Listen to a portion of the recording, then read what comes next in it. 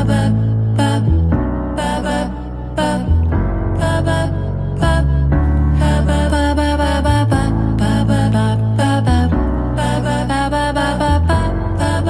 I'm Sheila Hamilton, and this is Beyond Well. It's a podcast for people who want to learn more about the interior of their lives. Every week, we delve into one topic along with my co-hosts, Dr. Brian Goff and Dr. Jenna LeJeune. And this week, we're going to explore parenting explosive kids with Dr. Stuart Ablon, the Director of THINKKIDS in the Department of Psychiatry at Massachusetts General Hospital. He's also an associate professor in the Thomas Stenberg Endowed Chair in Child and Adolescent Psychiatry at Harvard Med. And Dr. Ablon has written so many books about so many things that I wish I'd read when I was parenting a child. I welcome you to the show, Stuart. How nice to have you with us. Well, thank you very much. I'm pleased to be here. Appreciate you having me. I think one of the most profound things you say that really stuck with me, and I've seen you speak before. By the way, if you ever want a really dynamic speaker, Stuart's very good. But you begin with this premise that difficult kids aren't difficult. They just have a skills deficit. What do you mean by that? Sure. What we'd like to say really is the sort of a philosophy behind our work, which is kids do well if they can, which is simply meant to suggest that if a kid could do well, he would do well. And if he's not doing well, something's standing in his way, and it's probably a bit more complicated than he doesn't want to do well. So what kids do well if they can suggests is if they're not doing well, let's try to figure out what's getting in their way. And what all the research suggests is that kids who exhibit challenging behaviors, what they struggle with are certain skills. And skills in areas like flexibility and frustration tolerance and problem solving. So what we help teach is this is about skill, not will. These kids are struggling with certain skills, not dissimilar to what we might say about a child who's struggling to read, who lacks the skills necessary to decode words, for example. Yeah. These are kids who struggle with skills necessary to be flexible, to tolerate frustration, to problem solve effectively in the world.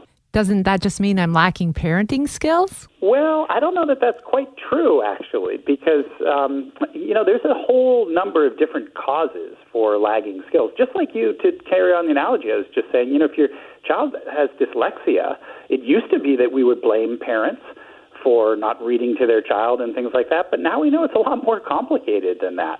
And I think historically we have long blamed parents. I mean, when I say we, my field as a child psychologist, psychology, psychiatry, we've long blamed parents for things that later on we learned actually they had a whole lot less to do with than we thought. I mean, more recently, fairly recently, we used to blame mothers for autism. We had this term called refrigerator mothers. It was thought that cold, unempathic mothering caused autism. And that's just silly. Now it's been completely disproven. And I think there's something similar when it comes to challenging behavior. It's not as simple as, poor parenting causes kids to lack skills that lead to their challenging behavior. No, there's a lot more involved than that.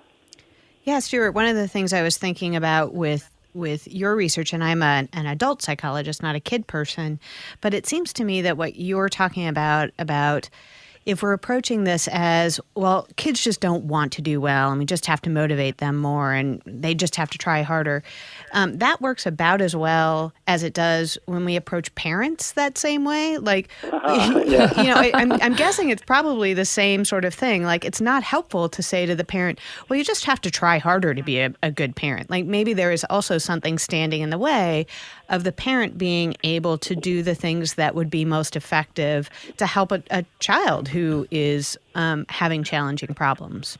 You got it. I mean, no parent wants their child to be behaving in a challenging way. And so that philosophy that I mentioned a moment ago, kids do well if they can, what we've learned over the years working with adults who help kids is guess who else would do well if they could? Sure. Us, adults, parents, teachers, clinicians, people do well if they can. And no, actually, parents of kids who exhibit challenging behavior, they work harder than any other parent. I mean, if you've got an easy kid, you don't have to work very hard. Parenting is always challenging, but, if you've got a very challenging kid, you are working extraordinarily hard. And so, I think one of the things that's helpful about the approach we teach is that we start off not by blaming the child or by blaming the adult. Right. Because everybody's doing the best they can with the skills they have to contend with what's being thrown at them, both the child and their parents. Yeah. Stuart, this is Brian here. I'm also an adult psychologist. I don't really work with kiddos, but I have some kiddos. And it seems to me like one of the tricks about getting away from the assumption that the kids don't have getting away from the assumption that the kids should just try harder and that they actually can do stuff is that sometimes difficult kids are intermittently skillful. So you sort of are like, well, that skillfulness has to be in the repertoire, right? Because I saw them do it yesterday or earlier today. Why are they being such pills now? But then it's like, to be honest, I am an intermittently skillful parent. You got it. It sometimes is very much not so, and I'm not giving this link to my kids to listen to this. And so it's like, I know that skillful parenting is in my repertoire. My A game is pretty good. It's just that a lot of the times I show up with my C game. That's right. And are you not trying hard enough in those moments? No. And I think one of the things that's really important to know is that it's not like we humans either have a skill or don't. It's a dichotomous rating scale. Right. That's right. No, we have skills in certain degrees along a continuum, but our ability to apply those skills changes on that continuum based upon two things: the state and the context that we're in. The context meaning the situations that we're in, and as a result, the brain state that we're in. So, if you're in a nice, calm, resting state as a result of a context that is very helpful for you, you've got full access to all of your skills. But all of us have seen how when under stress, anxiety, or panic, fear, those very same skills that we had are nowhere to be found, and oftentimes that's when we most need them. So, I think we say all the time, I've seen him do it. Does that mean he can do it again? No, it doesn't. It means he can do it in that circumstance, in that state. And again, that does apply to all of us. I'm also just thinking about the complications of, say, for instance, with a kid who's getting dressed and you see them get dressed and on time 2 days of the week. And on the other 3 days, you're wondering, well, what skill set has changed? But the stress in the house might have changed. What happened on social media might have changed the night before. Where his hormones or her hormones are at might be changing. So how do we actually get to some of the underlying mechanisms of what is in the way, Dr. Ablon? Well, the nice thing is that challenging behavior rarely actually occurs out of the blue. And when I'm talking about this, I'm not just talking about kids. I'm talking about adults as well. I mean, you guys are talking about being, working with adults. Well, this approach has been applied in adult settings and even adult correctional facilities and psychiatric hospitals. And so, really tough settings with adults. And we find the same things there that we find with, in a preschool classroom or any home. Challenging behavior is predictable. It tends to occur under predictable circumstances when certain things are asked of a child in certain situations with certain demands or antecedents. And so the nice thing about that is that you can make literally a list of the specific things that tend to trigger the person's challenging behavior. And, then that also has the great advantage of you can work on them proactively. So, a big part of this approach is first being really careful about noticing when these things happen. And they often seem like they're disjointed, out of the blue. Pay close attention, and you'll see very clear patterns. So, Jenna, you were talking about calling this psychological flexibility repertoire. What do you mean by that? Well, from the approach that Brian and I come to this work from, we come at this from a contextual behavioral science approach or an ACT approach.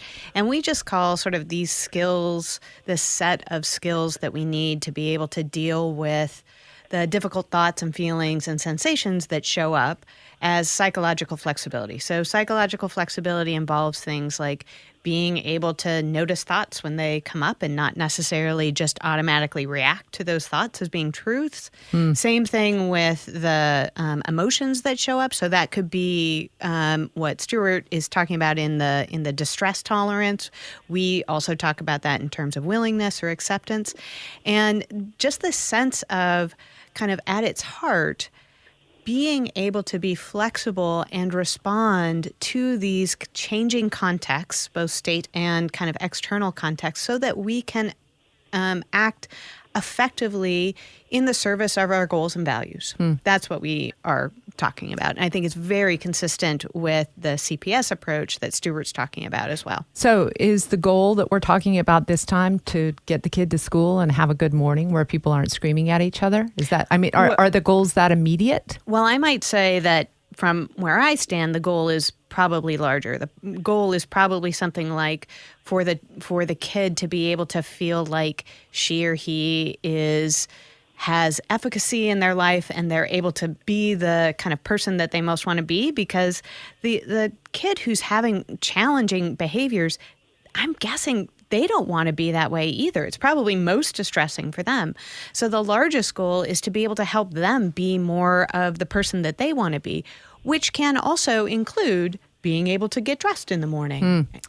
So Brian, so many people parent through reward or punishment. Then where does this fall along the line if that's been your two fallback? I think that falls back to the idea of capacity versus will. Like if I really, really want to, I can make you want it. If I don't think you want it, then I can just make you want it more. Or I can make what you're doing that I don't like, I can make that a lot less appealing. Right. But it's a lot of carrot and stick and carrot and stick. But if I don't have distress tolerance, if I don't have emotion regulation, if I don't have willingness or diffusion or all the sorts of stuff that both in the CPS and in the ACT world are these kind of in your skin skills, then that'll just be frustrating. And I would even add, not only will it just be frustrating, but one of the things I was struck by in your TED Talk, Stuart, was you make this leap of, if we aren't teaching our kids these skills now, then they're going to grow up and think that might is right is the way to start dealing with problems. And, you know, personally, I think we see a lot of examples of that in people in leadership right now.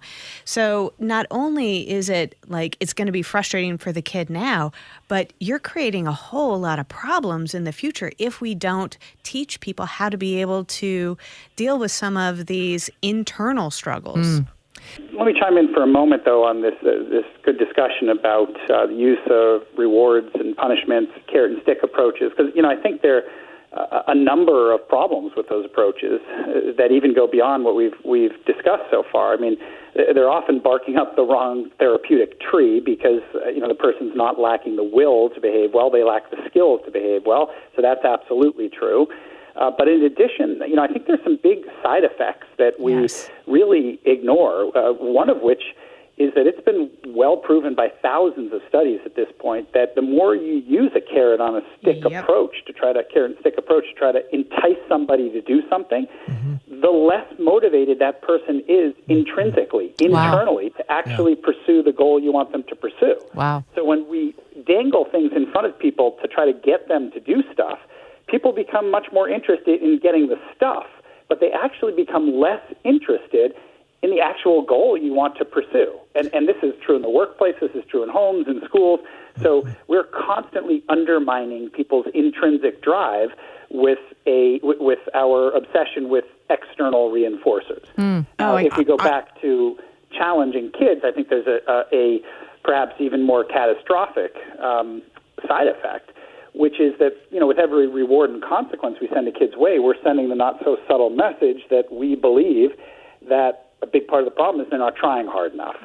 And, you know, if you teach a kid that they're not trying hard enough, eventually they're going to believe you. And that's just disastrous to a kid's self-esteem. And, you know, I'll go back to my analogy of a learning disability. We used to treat kids with learning disabilities that way. We used to assume that they were lazy or dumb. And the reality was those kids are trying harder than anybody else to, for instance, read.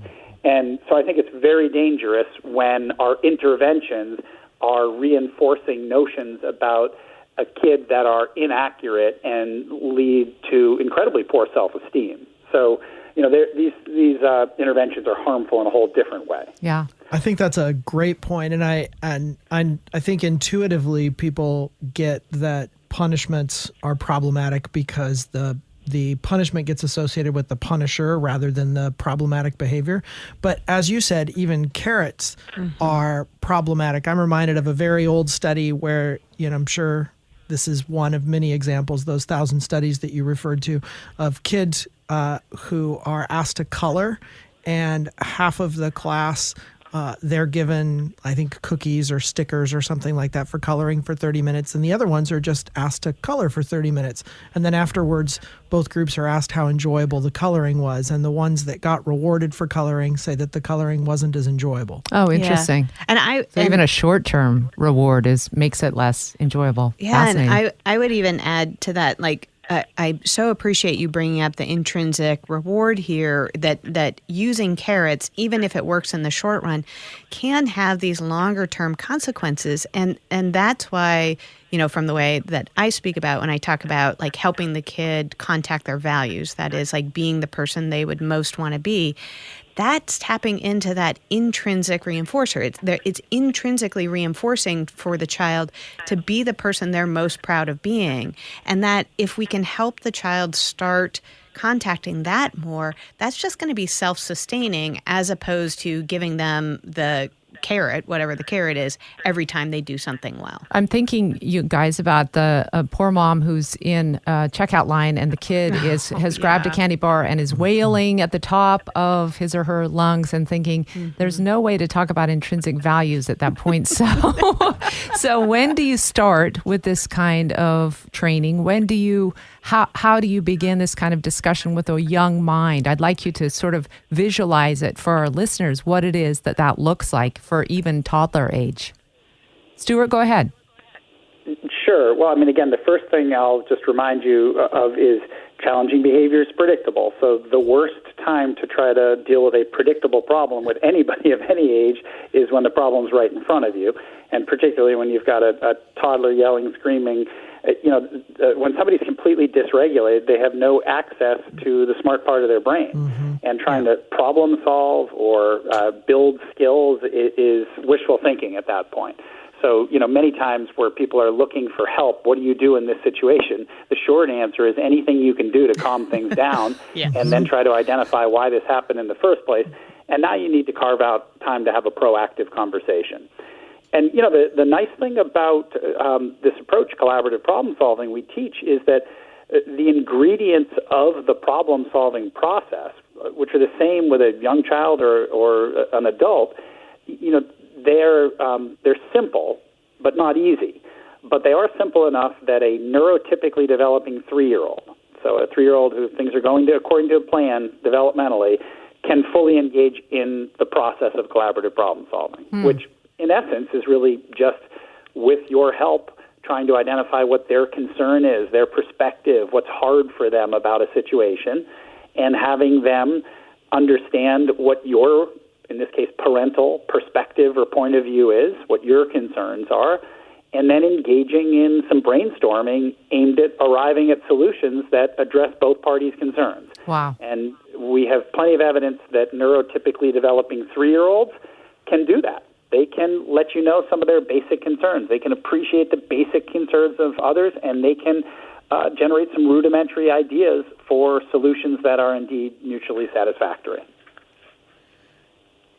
Stuart, you were mentioning about context and sort of the variability of skillful behavior. And I've got this image of, they tell you when a plane loses its...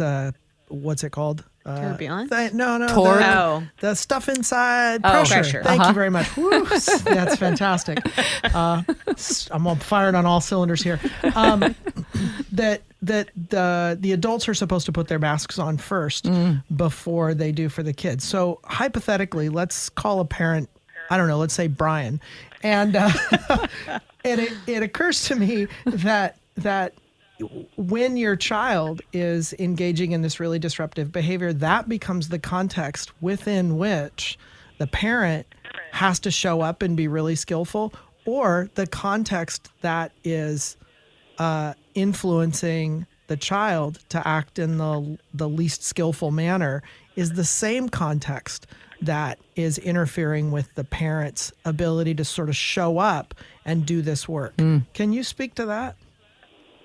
Well, I think if I'm hearing you right, Brian, the way I often talk about this is that word I used before, dysregulation. It's contagious. And so there's nothing like a kid beginning to get frustrated or dysregulated that dysregulates adults as well. Amen. And then we're off to the races. Yep. And the only good news here is that the opposite, regulation, is also contagious.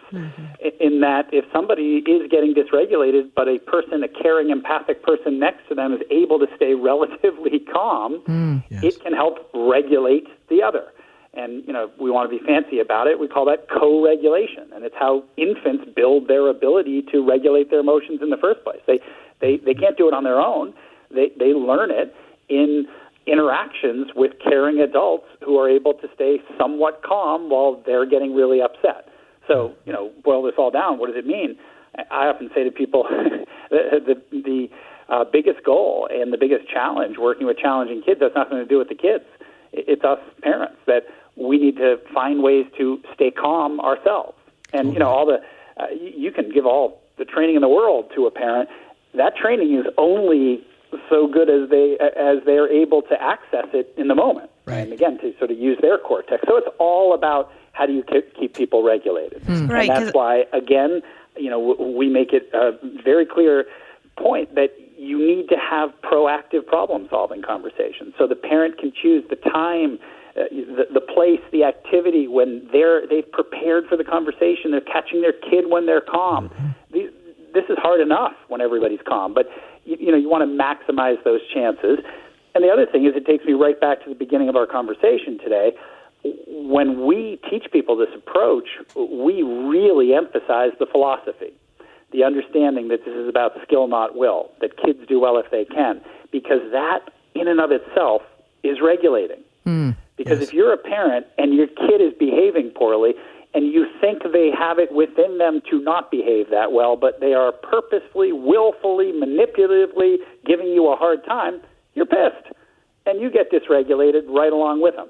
If, however, you look at your kid and you say, this poor kid's trying the best they can, this is so much harder for them than other kids, this is really tough, I need to help, it helps the parent stay regulated as well. And I think that really is more than half the battle.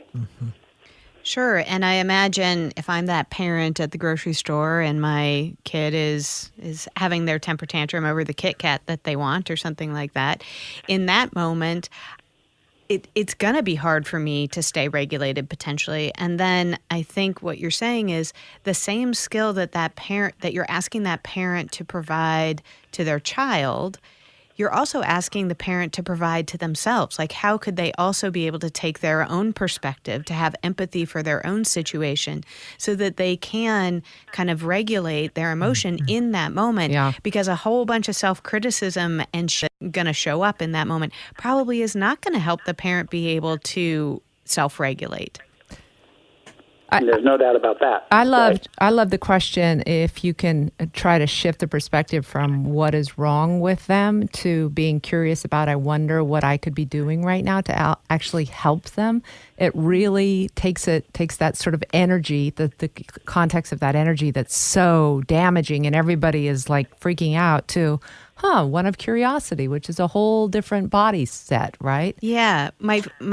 Actually, one of the main reasons I got interested in contextual behavioral science and behaviorism to begin with is this quote from B.F. Skinner, the father of behaviorism, and he talks about the rat is always right. And I love that because it shifts us from this place of wondering, what the hell is wrong with them, whether them is my partner or my kid or my client. Or me. Or Brian, my co-host.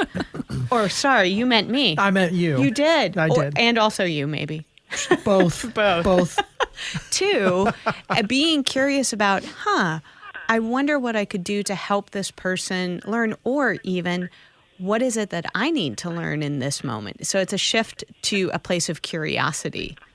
So, Dr. Ablon, these are these workshops that you do for a weekend? Is it a process that people go through to attempt to learn these skills, the skill building that you talk about? Well, so we offer all kinds of different training opportunities for people, from sort of brief exposure training to much more intensive training. And, we try to follow what we've learned about not only how kids learn new skills, but how adults learn new skills. And the good news is you can change the adult brain, but it requires repetition and practice and dosing over time. So, just sort of having a one-and-done training really doesn't produce a bunch of change. So for most parents, what you'll need to have some beginning exposure to the ideas, and then you'll need to go out and try it and be able to get some more assistance along the way. And for that reason, we do offer a whole continuum of training, from online brief exposure to in-person day-long ones to 2.5-day intensive trainings.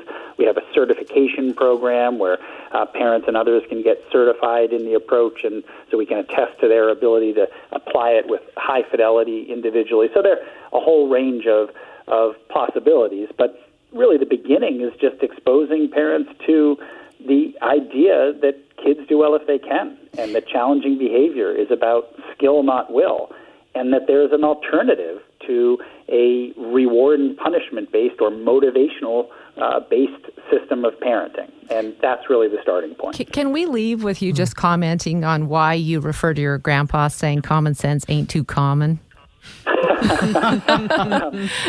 Yeah, my grandfather, who's 102, grew up in Tupelo, Mississippi. Spent a lot of time with him, especially when I was younger. Very wise. He has all kinds of great sayings. So one of them is whenever somebody says something about common sense, he says common sense ain't too common. And, look, I think that the conventional wisdom about challenging behavior is that people behave poorly on purpose to get stuff or to get out of or avoid stuff. And that sets in motion how we deal with challenging behavior. But the more challenging a kid is, the more we adhere to that conventional wisdom, and it's just plain wrong. Common sense is wrong here.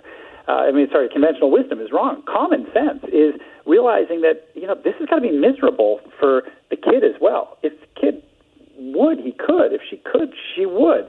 Something else has got to be getting in the way. So, we got to be really careful here not to subscribe to conventional wisdom. And when I talk about kids do well if they can, if he could, he would. If he's not, something's getting in his way. People think to themselves, this doesn't sound too exciting. Well, guess what? It's a revolutionary way of thinking about these kids, because the more challenging the kid is, the less people adhere to common sense, and the more they get stuck on conventional wisdom. Well, I will just, and I'm sorry, I promise you last question, but this just brings up a point for me. You say that you can use this approach most with kids who are violent, who have become completely dysregulated and out of control. How so? Well, it's interesting. You started off, we were talking about explosive kids, and I was noticing that over the years, we've really stopped using that phrase for a couple of reasons. First of all, I don't think it's too kind of a way of describing the kids. That's their behavior, not the kids. But secondly, over the years, what we found is that this way of thinking and working with kids, collaborating with kids, is just as effective for the imploders as it is for the exploders. So, there's some kids who, when their behavior is challenging, it's defiant, aggressive, scary, unsafe. Other kids take it out on themselves, and what we psychologists call internalizing symptoms. And it's the same lagging skills that lead to that type of challenging behavior as well. And so, these days, we don't pay as much attention to the flavor of challenging behavior, and instead really focus people on, again, if they could be doing better, they would. What are they struggling with instead? The approach has been sort of well documented to be rather effective with some of the most challenging kids in terms of externalizing behaviors, but we really want people to be aware that this can be applied across the board to exploders as well as imploders. Dr. Ablon, thanks so much for spending the half hour with us. We're going to continue talking about this, but really appreciate your expertise. My pleasure. It's a great conversation to be a part of. I appreciate you all having me, and I'll look forward to listening to the rest of it along with the other listeners. Fantastic. Thank you so much. Bye-bye. I was thinking how many times in my experience raising my daughter that I was always sort of like, I can't believe that she's such a good kid. And then in the few times that she was really obstinate, that she was really losing control, I was like, I'm such a terrible parent. Yeah. I can't even believe this. I mean, look at me. I'm completely losing control. I'm yelling like my mother used to yell at me, which was a promise I made to myself that I would not yell. And I did it. And it was like all of that calm parenting, all I thought I'd done was wiped away in my own mind as, wow, crappy parenting. Crappy parent. Yeah, and I imagine the same thing goes for the kids as well. You know, how many times are they not screwing up versus the one time that they are screwing up and they're getting so down on themselves or they're acting out because they're feeling so much shame or down on themselves. And that is kind of the way human minds work, at least most of our minds. We cherry pick the ones that Totally. that are the stickiest for us. And Yeah. usually those are the ones that, we weren't at our best. We were at our C or D game maybe. Absolutely. Across the board. I think that it's so easy to discount the successes, and it's so easy to discount when things go smoothly. And, or if you do have, either you don't notice them or it's sort of like the blind squirrel find a nut, like, well, my kid's pretty easy. That's not that, it's probably anybody could step in and do this kind of thing. And then when something goes sideways, it's like, God, I suck at this. Well, it's that too. But I mean, think about the parent I'm thinking about a time when I was little, the kid who's in Fred Meyer or wherever it is, who's screaming her head off, having a temper tantrum. Mm-hmm. Well, everybody in that Fred Meyer is looking at the parent, like my mom in this case, thinking, what the hell is wrong with that kid? Like, what's wrong with this parent? Yeah. Versus the, 9,000 other times I was in Fred Meyer and I was behaving just fine. Right. Nobody's coming up to her and saying, "Wow, Good look job. at that finely You've done raised." such a good job. Right. Nobody's saying that to her. Having a target appropriate child. Exactly. Or Fred Meyer appropriate child. Yeah. So one of the things that kind of shocked me about Dr. Ablon's approach when he was talking about really you can begin this kind of communication with even a toddler. And I am seeing this all the time now with parents where you're out at a park or at a restaurant and the parent's on their phone and the kid is doing everything to try to get their attention. Mm-hmm. They're really trying to start that communication, the building blocks of that communication, which is, hi, what are your needs? How do I help you feel better as a human being right now? That's a parent's job, right? And the kid giving them that kind of feedback, like, now's the time I need this attention. And so I guess one of my questions is, if we don't develop that early, that give and take of what real parenting is based on, how are we going to do it later? How are these kids what is going to become of them when they're really acting out for the basic necessities of communication, Yeah, I think having your child be able to know, oh, I can express needs, and in general, those needs will be met, is very important. But I think probably what's even more important than that, I'm guessing most of our listeners sort of have a sense like, yeah, I probably shouldn't be on my phone all the time when my kid's like reaching out and wanting attention from me. And you know what? Like, we're human.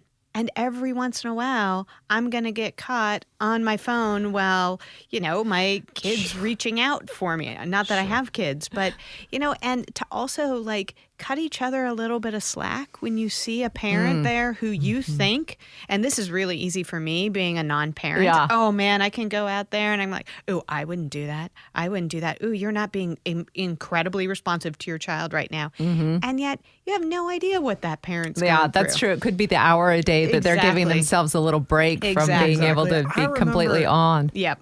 When at a certain time when my children were really young, I was a full-time stay-at-home dad. And going into that, I remember thinking, what part of this could be so difficult? Like, right?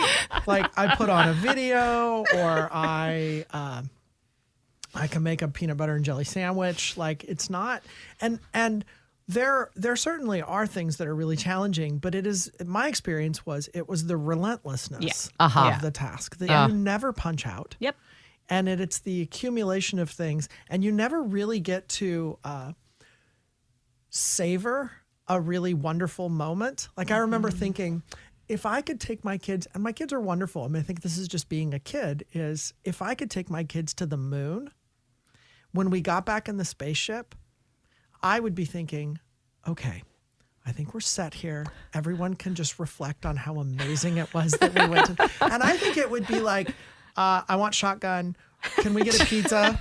I want to watch a video. No pizza. I want Subway. No. yeah. And it's just sort of the next thing. And and that tyranny of the mundane and that constant flow, that's really, really challenging. And so when there isn't something that is demanding your attention to fix, the temptation is, okay, this is my break time. Right. But the problem is that gives me so much more empathy for what you just said, Jenna. Like, oh, I see. Yeah. Parents are using that like, right. Yeah. It's I not don't have falling to apart fix right something now. right now. I can just get on my phone and kind of check out. And it flips it from, here are the really positive things that I can do with my child or with my teenager or whatever, to, is there a problem that I need to solve? Yeah. Is there something going on that I have to take care of? Hopefully not. It all becomes kind of the negatives as opposed to some of the positives. Yeah. Wow. So that's just completely brilliant. I did ask Stuart a question, and I'm hoping we can get to the answer. I want to know how we begin to teach this psychological flexibility, because it's not, as he said, you can't just do it in a weekend session. It's a lifelong process. But even if we could begin to offer just a few tools about things people can think about, even just to say, I wonder what they need, rather than, I wonder why they're doing that. Well, yeah. Well, I think part of the reason why I keep bringing this back to the parents and to us adults is because that's how we teach our kids psychological flexibility. We model it so that, when I'm sitting here and I'm dysregulated in some way or feeling like some very intense emotion, I can be able to make space for that emotion and even talk with my kid, or in my case, my niece and nephew, about, yeah, absolutely, I feel angry frequently. Yeah. And it's about sort of making space for it. So I would say modeling is one thing. And then the two other sort of takeaways that are just little mantras for people would be the question of, rather than what's wrong here, I wonder what I have to learn here, because there's something to be learned in a situation. And if you can shift from the trying to figure out what's wrong to trying to figure out what there is to learn, that can, I think, give us a sense of efficacy, a sense of like, okay, there's something for me to grow from here. And then just that, I just love that quote so much from Skinner, that the rat is always right. The sense of like, I am doing exactly what I am supposed to be doing, given my learning history and my context. And so is my child. And so then I have the ability, though, to learn new skills so that I can interact differently with this. And so that might be going to a therapist who can help you learn things like diffusion and perspective taking and willingness. And it might be kind of doing reading on your own about those sorts of topics. Mm-hmm. I think it's important to focus on that business of psychological flexibility, in part because I do think that we are the emotional coaches of our children. Yeah. That's probably our best job, is like, here's what shows up inside of you and here's what to do with it. Yeah. But I also think that our own rigidity psychologically is the headwind that we run into all of the time. Yeah. And that, to me, that's one of the stickiest things for me, and it's as one of the stickiest things for me as a parent, is seeing my own and my kids' variability in their behavior. Because once you see yourself or someone else behaving skillfully, it's easy to think, oh, they're capable of doing that now. Now I know where to set my expectation, or I know what I can count on. And then that behavior doesn't show up and something else does. So if I take care of my own sort of getting my feet under me, being present, noticing my thoughts for what they are, not what they say they are, and when things show up for me emotionally, that I make room for them, not only does that give me a better place from which I can behave as a parent, but if I'm transparent in that, if I'm transparent and I think sometimes some of my moments in parenting are not, I don't know if I'd say my better moments in parenting, but some of the important moments in parenting are not just when I feel like I did a good job, but actually when I don't show up the way I want to show up, and I can go to my kids and instead of just like, sorry, want to watch a movie, I can maybe give them a little bit of a backstage pass. Maybe not to all the rooms. Yeah. But a little bit of, here's what happened to me. Yeah. you know, and That's such a brilliant idea. and this is what happens to us. And while I get frustrated that this is happening with you, dear God, it happened to me too. Yeah, absolutely. Yeah. And just maybe one other thing based on what Dr. Ablon was talking about, this idea of, you know, assuming that our kids, that it's not that they don't have the will, it's that they don't have the skill. Well, you may know that sort of intellectually as a parent, but that is very, very hard to call up in those moments when your kid's behaving in a way that scares you or that embarrasses you. And so one just very small trick you might try in that moment is a little diffusion exercise that we do with clients all the time, which is simply taking a thought and adding other words to it. So saying, oh, my kid's just being a pain in the ass, to, oh, I'm having the thought that my kid's being a pain in the ass, to, wow, now I'm noticing that I'm having the thought that my kid's being a pain in the ass. And literally saying that out loud is a way to slow you down and also get a little bit of distance from that thought, so then you get to choose how to respond to your child. You're not responding in reaction to that thought. I love this. And I honestly want to address someone who's listening right now who might be curious and sort of attempting to try to parent in this way, who has a partner who is like, this is bullshit. We're going to actually spank our kids. We're going to have them do what we say. We're the parent. We're not raising any soft snowflakes that are, you know, feel like they have license in this world because it's my way. Okay. What is wrong with that? Because it doesn't work. Doesn't work. That's why. I mean, even if we remove all of the, like, I want to live in a world where people are kind and compassionate to one another, even if we remove all the soft, squishy psychology therapist stuff, yeah, it simply does not work. So if that's the kind of strategy that your partner or co-parent is kind of coming from, I think you have some things to work on as far as parenting together in those very different styles. But B, just respond based on the practicality of it. It is very, very clear that that strategy does not work in the long run. I think in the long run is the key. Oh, because yeah. I think you can just tighten the screws up. Sure. You can bully really in the short tight run. And Yeah. bully in the short run. Yeah. And get the behavior squished out of your kid that you want in that particular moment. But in the longer run, you're not going to see a repetition of that behavior. You're not going to see your kid learning the stuff that you want them to learn. You sort of just bullied out the behavior. And I think this business of when, you know, you say to the person who says, okay, yeah, I heard that it's actually will, not skill, or it's skill, not will. They just don't have the skills.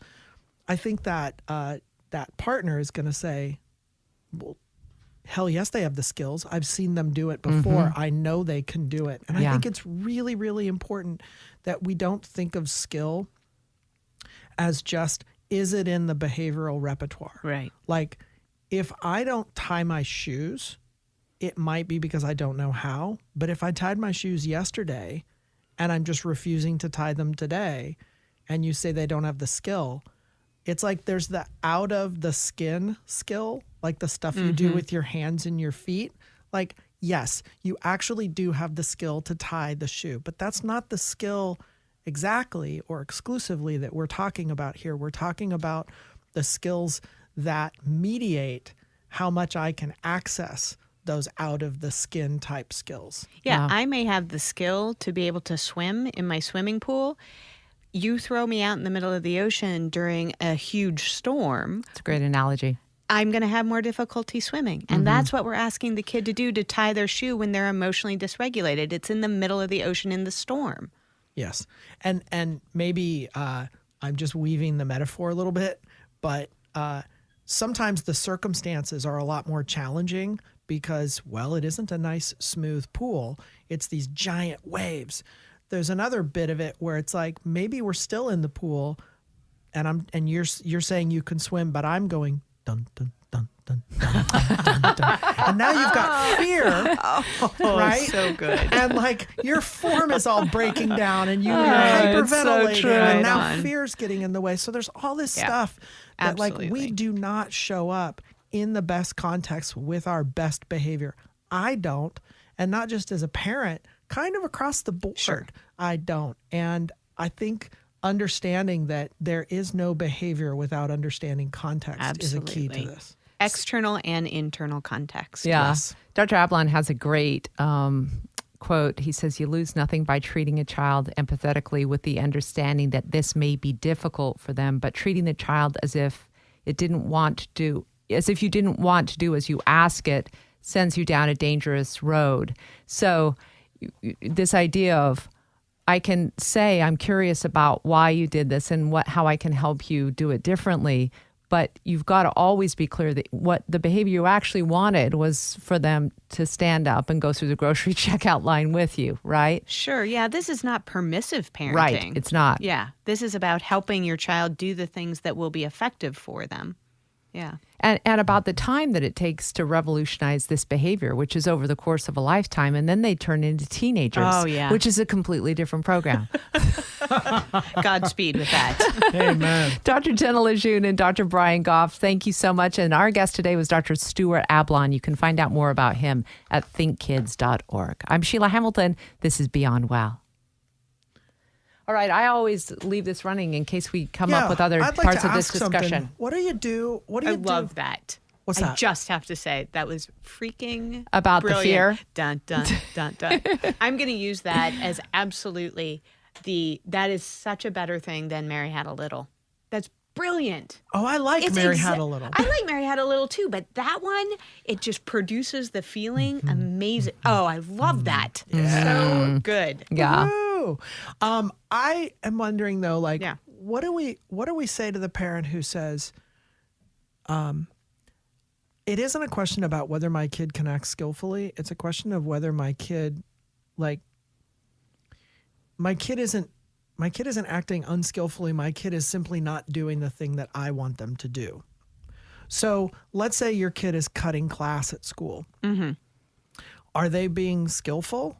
Well, if what they want to do is not go to the class and they want to go down to the 7-Eleven with their friends and get Slurpees, and they manage to sneak out of class without anybody seeing them, and they pocket a little money on the side and blah, blah, blah, and they get back to class without anybody noticing, they might say, yeah, hell yeah, that was super skillful. It's not necessarily what you want as a parent. So is that unskillful behavior, or is that them sort of doing the stuff that they want to do? It just so happens that it's not what you want to do. I'm reminded of a time when we would sometimes say, particularly with clients, when you ask as a therapist, sometimes we ask people to do homework, fill out a sheet or journal something or track something. And people come back and they'll say, you'll see that the homework hasn't been done, right?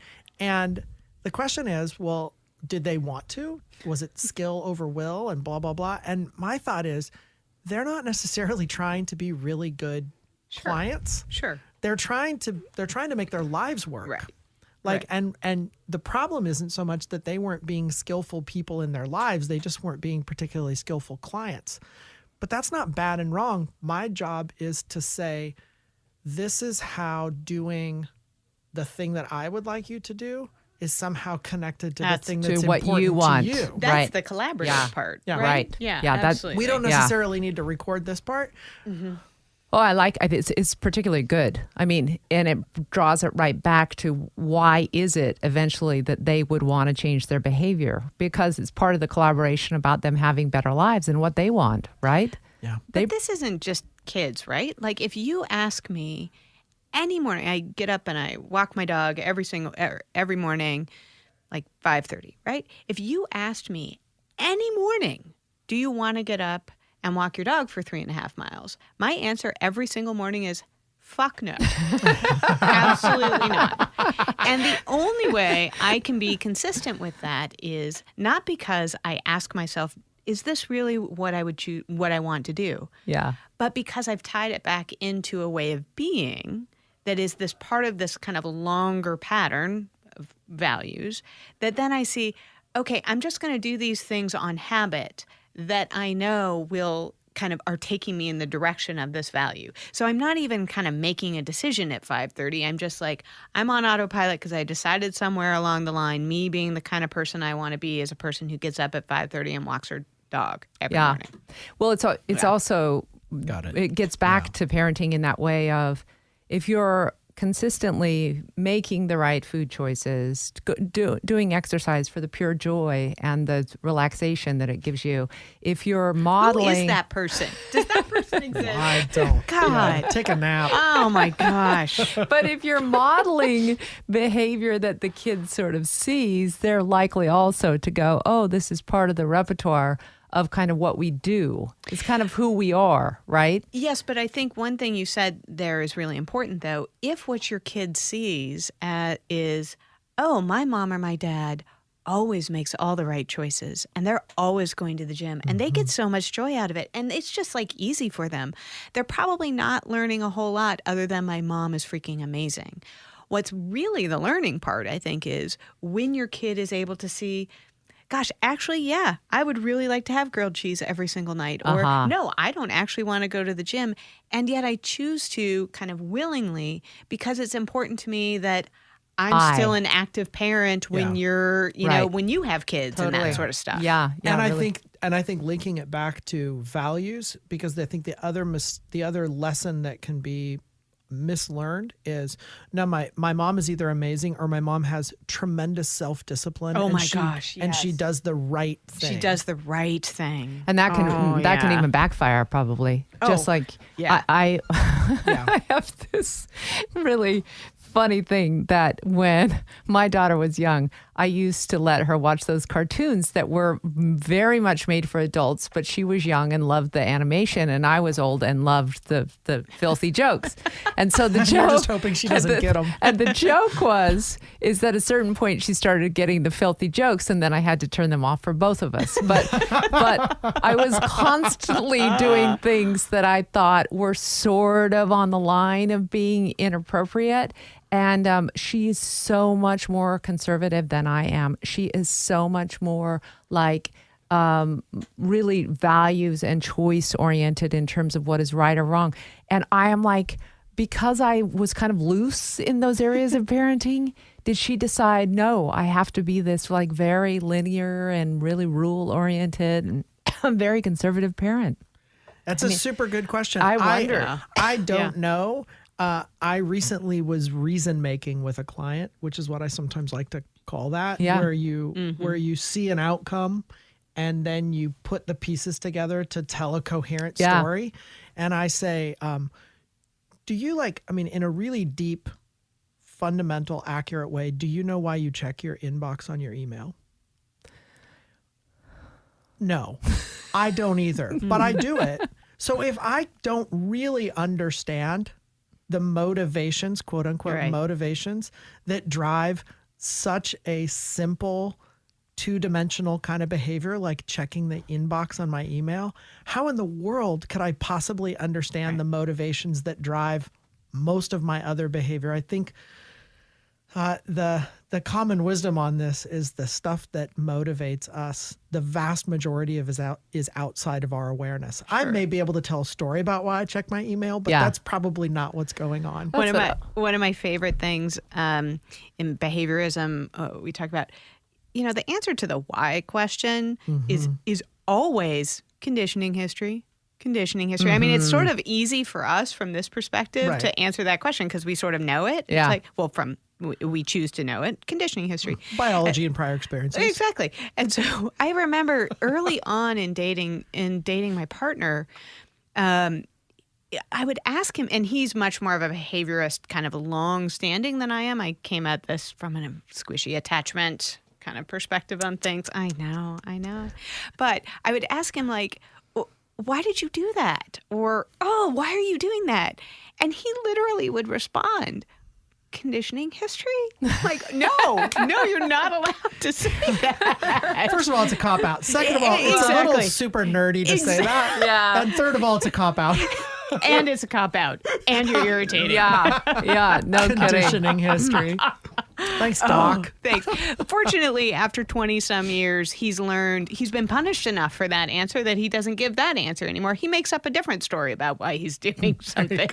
I was thinking, I wish we'd had Dr. Ablon longer, because I wanted to ask him how many of these practical rules and these behaviors that you can be taught are applicable to like kids that are not on a normal diversity or neurobiology. That's the term he used, wasn't it? Neurodiversity, whatever, that they're different. So they may have autism, or they may have Asperger's, or they may have, and then can you still problem solve with kids that are way more complicated? Is there a basis for using these kind of skills? I suppose any skills would be helpful in dealing with kids who are more dysregulated, but I was really curious about that. Well, we do know actually the foundation on which ACT is built, it's called relational frame theory. Yeah. You talk about nerdy, super nerdy.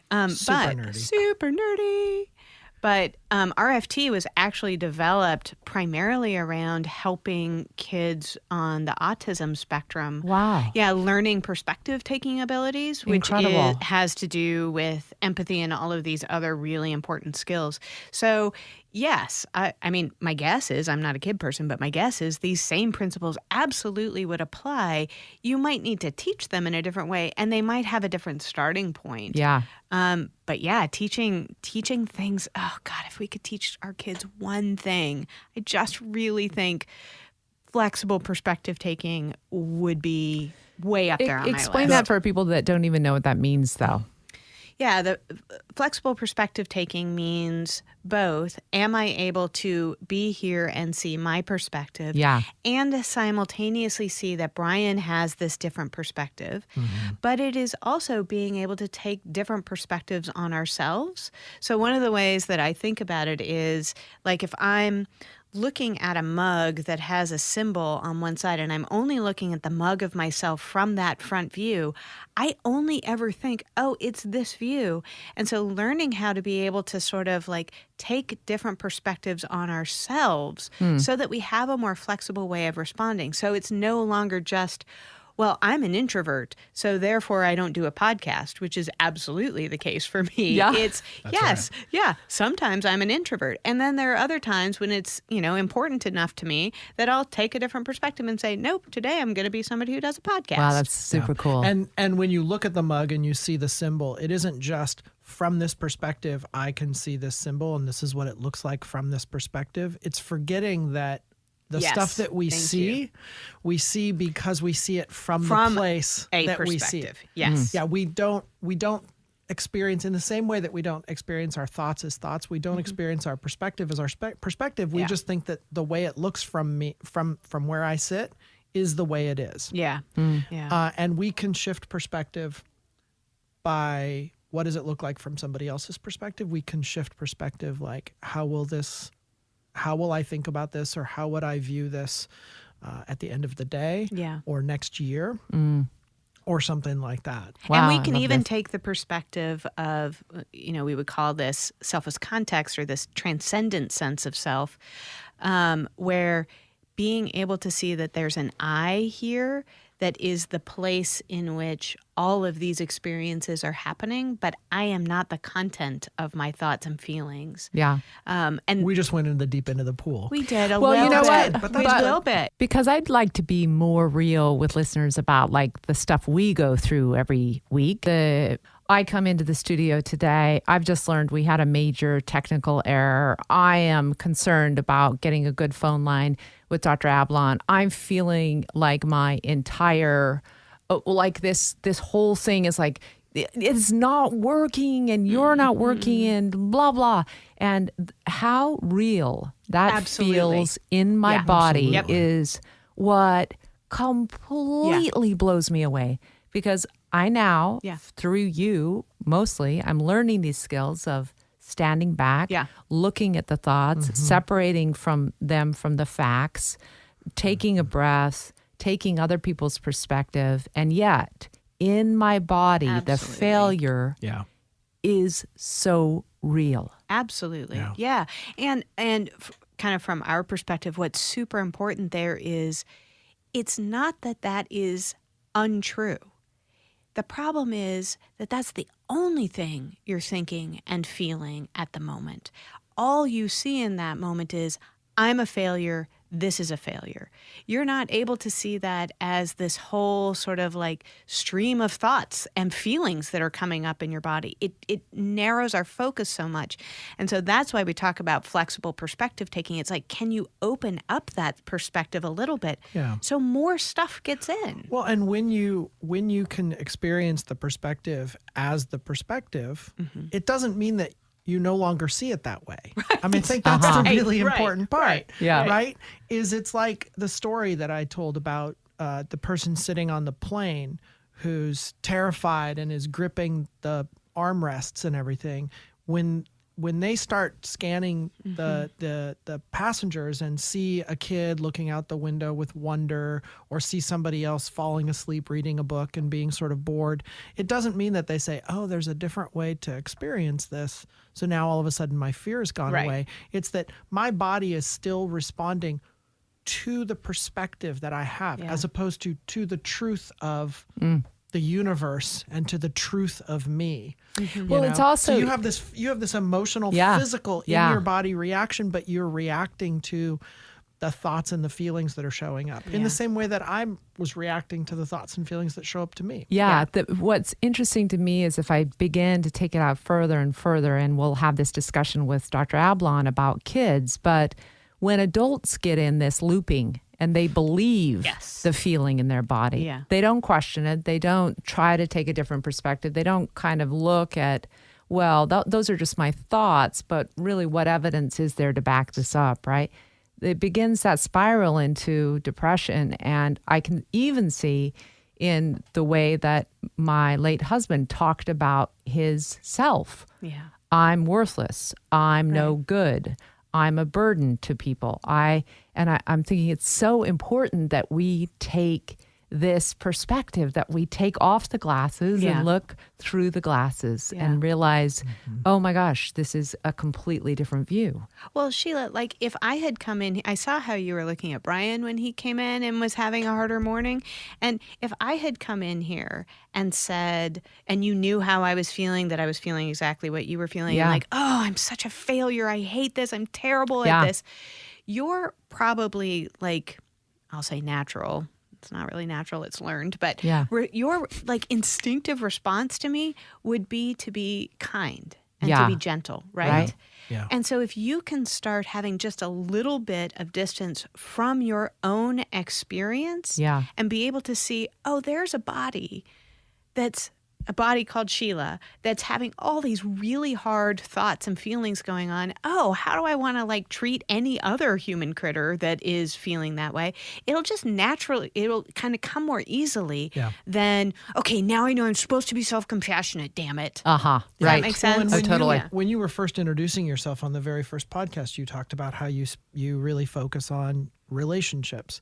And among the relationship types that you listed was your relationship with yourself. Probably the most important one. I love this because I honestly think if there's anything that I kind of feel in the zeitgeist of my friends and their kids, and that especially younger people trying to find a way in the world, is this like, I'm seeing all these examples of other people doing it better. Exactly. And they're in my face every day, especially if I happen to look at Instagram. And so why am I not enough? And why am I not this? And if there's anything that I could, I guess, instill is this idea that for we've all got to learn that self-compassion skill that you said, but B, just learning the skills about how we're thinking about ourselves is going to make us all healthier and happier.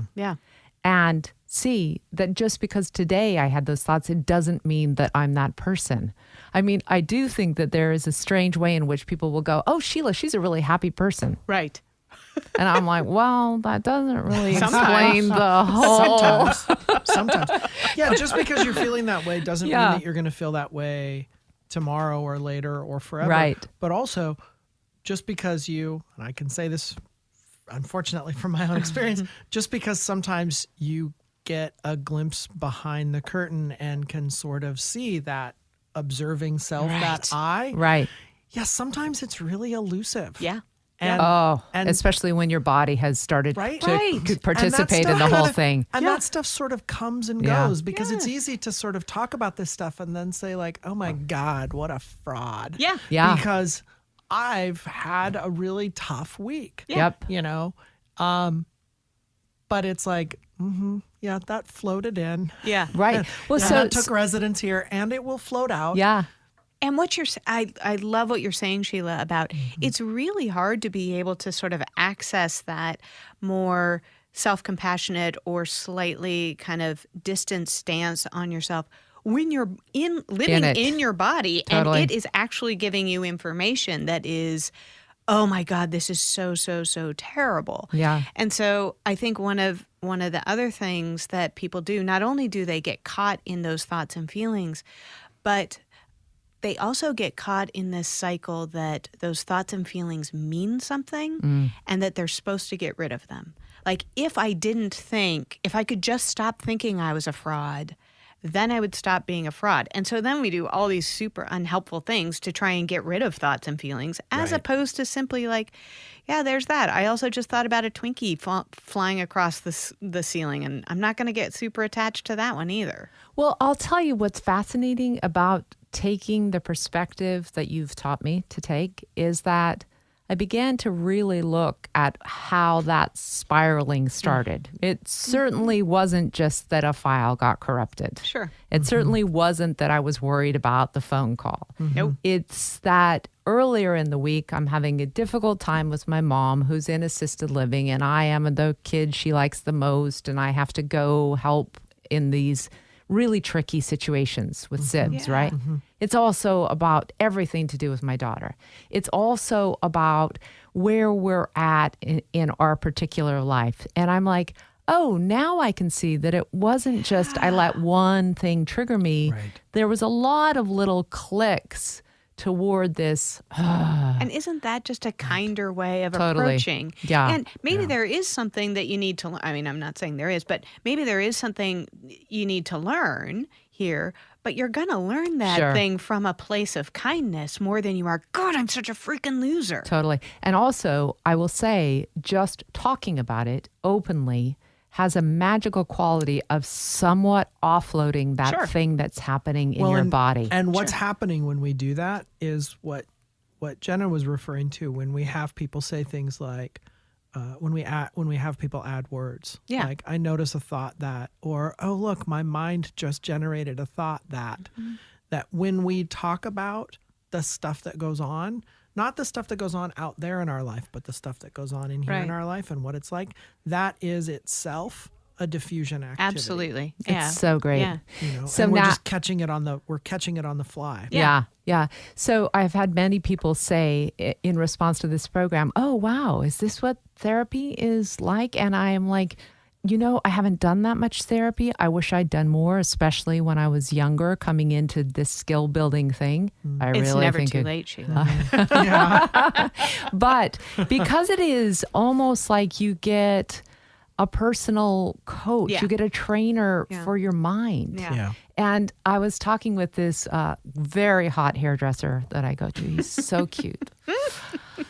But he grew up gay and he was in a very religious family. And he said, I knew that if I spent any money on a trainer, it needed to be for my mind. And so he started working with Oh, a wow. therapist from the time he was 16 in order to come out properly to both to himself and to the world, and now to grow his business and to skill build into a next new relationship. And he's like, best money I ever spent. I've been in and out of therapy my adult life. Periodically, I'm in therapy right now. It's Yeah. kind of like, oh yeah, now would be a time in my life when it would be helpful to have somebody who just has a different perspective on Exactly. me than I have on me. Yeah. Yeah. So I hope you enjoyed that conversation, a little bit of behind the scenes at Beyond Well. And we sure appreciated talking with Dr. Stuart Ablon. Make it a great week.